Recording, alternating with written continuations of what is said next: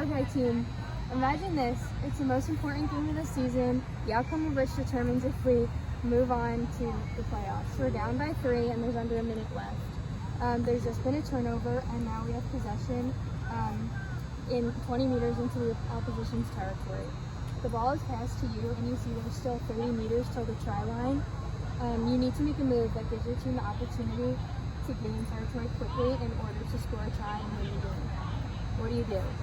Before you answer, remember your options. Anytime you get the ball, you can carry it, pass it, or kick it. Take a moment to think about the strengths and weaknesses of all these options.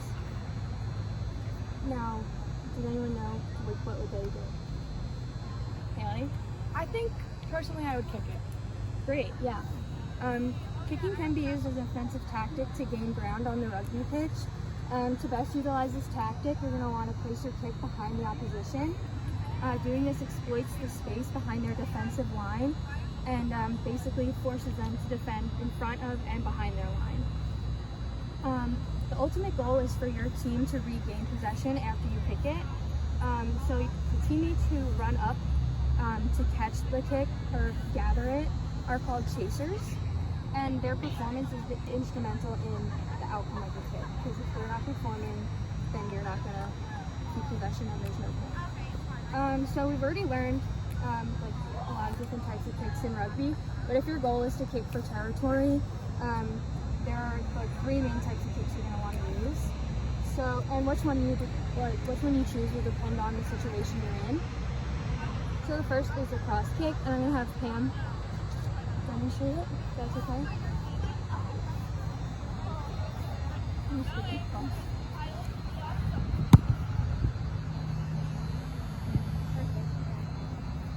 So the cross kick, as you can see, was a diagonal kick across the pitch, usually to the open side and into space beyond the last defender. It leaves space for the attacking team to gather the ball and score out wide. So this is basically best utilized when you're in a position where it's pretty congested on the field. You see your wingers pretty open out wide. They can run up and catch the ball, gather it, and then get a great opportunity to score from that. The second is the grubber kick. Pam, demonstrate again.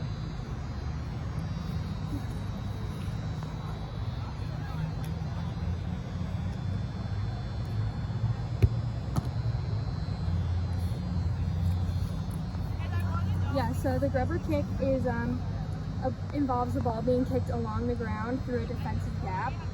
The shape of the rugby ball means that this kick can bounce in any direction, that it lands. So it's basically going to be pretty difficult for a defender to catch, and they'll have to turn around, or they'll have to stop where they are and turn around to get it. While you're running onto the ball, it'll be much easier for you to collect it. You're going to want to use this situation when you see a gap in the defense. So if their line, they have an opening in it, you can kick right through that. Or if there's a weak player, you can kick through them. That's when you're going to want to use this kick. Lastly is the chip kick.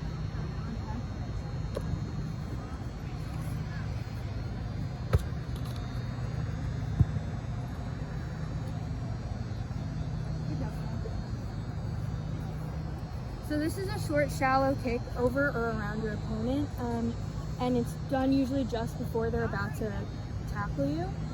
This is best used in a 1v1 situation. You can just easily chip the ball and chase it, called a chip and chase, over the defender.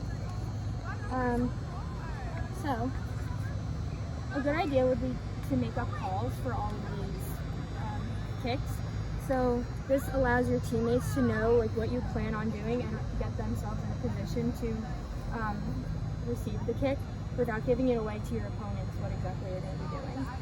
And before you attempt this tactic in a game, you must completely understand one golden rule, and that it's crucial that any chaser is behind the ball and the kicker when it is kicked. A player in front of the kicker when the kick is made is not eligible to receive the ball because they're offsides. And so basically, if you plan on kicking, it would be smart to first observe where your teammates are, and you can either run up to put yourself in front of them, or make the call so they can back themselves up. Finally, some common errors that you see a lot in kicking for gaining territory, not running up on the ball. Basically, if you're not running up on the ball, it's so much easier for the opposition to just get it. You have to put that pressure on to keep possession. Another one is chasers being offsides. Again, if an offside player interferes with the play after it's kicked, a penalty will be called against you. And knock-ons by chasers. That's when you are going to pick up the ball or catch the ball and you knock it on in front of you. Again, that's a penalty and you don't want that because that'll turn over the ball to the other team. So the whole idea is basically trying your best to keep possession after the kick. You have any questions? Okay, so now we'll move on to a game called Get Your Picks. It's basically a 4v4 scrimmage, full tackle, and your ultimate goal is to score tries on your opposition.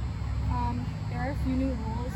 The ball can only be kicked after 2 tackles, but if it's not kicked before the 5th tackle, the ball's turned over. The ball is allowed to touch the ground, but you're not allowed to contest for it on the ground. If it's not like a clean pickup from the ground, I'll throw the ball in again. Any kick may be contested, but if the kicking side recovers the ball, they don't get any extra tackles. And 1 point will be awarded for a try, and we won't be doing extra point kicks. The first team to get to 3 points is the win. So now I'll have you guys split up into your teams, and you'll have 1 minute to basically come up with your plan and make up calls for the kicks we discussed in this lesson. Split up. Okay, time's up. I want both teams to set up flat on your in try line, so blue will be over there, and no penny will be over there. I'm going to throw the ball in, and whoever gets the ball first is attacking.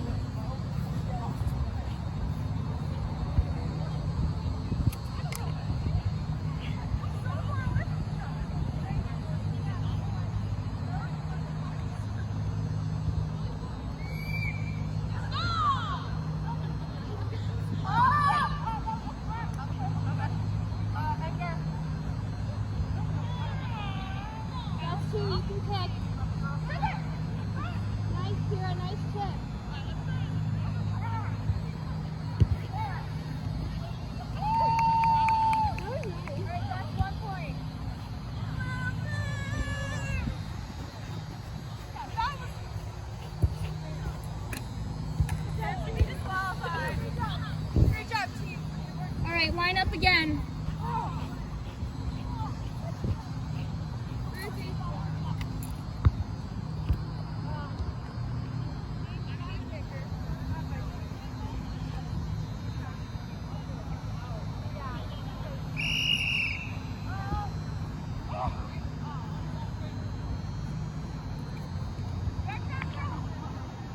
Knock on. Our ball's turned over,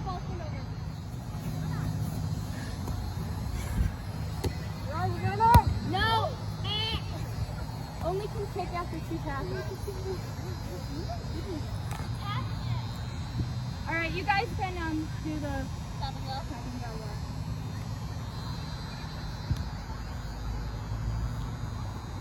That's 1 tackle, 1 tackle.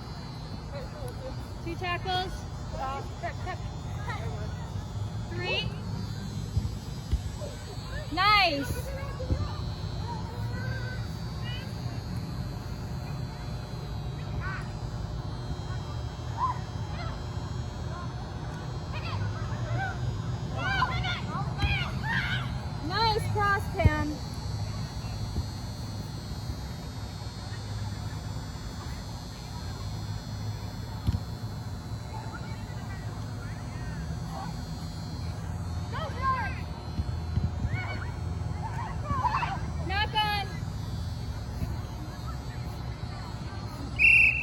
Stop you for a minute. I've been seeing some really good things, but we have to remember when you're kicking for attack, you want your teammates to run up to the ball as fast as you can so you can still have possession after the kick. So you just want to focus on that for the rest of the game. So what was that, a turnover? You have the ball now? Okay, you can tap and go.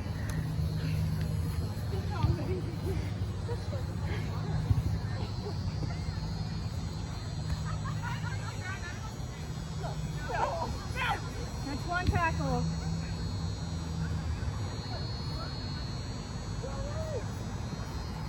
Two tackles. You can kick.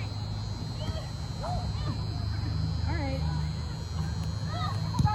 Turnover. Okay, good. 1 point for no pennies. All right, next point wins.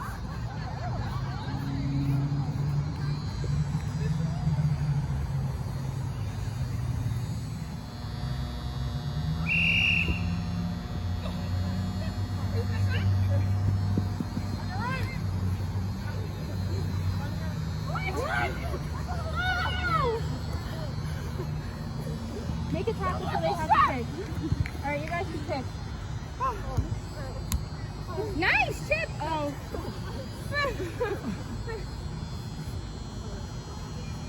That's one tackle. Two tackles. Nice. Way to run up, Pam.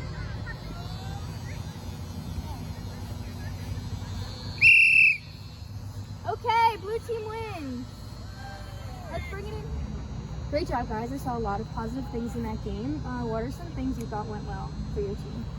I think the chip kick went well. Yeah, that was good. I saw a lot of chip kicks. Anything else? I think the cross kick went well. Yeah, me too. What are some things you think could use improvement? Yes. Yeah, I didn't really hear you guys making the calls that much. I think in the future you could work on saying your calls just so your teammates know what you're doing. Anything else? Use the grabber kick more. Yeah, we could use that. That's actually really good for getting it right through the defensive line.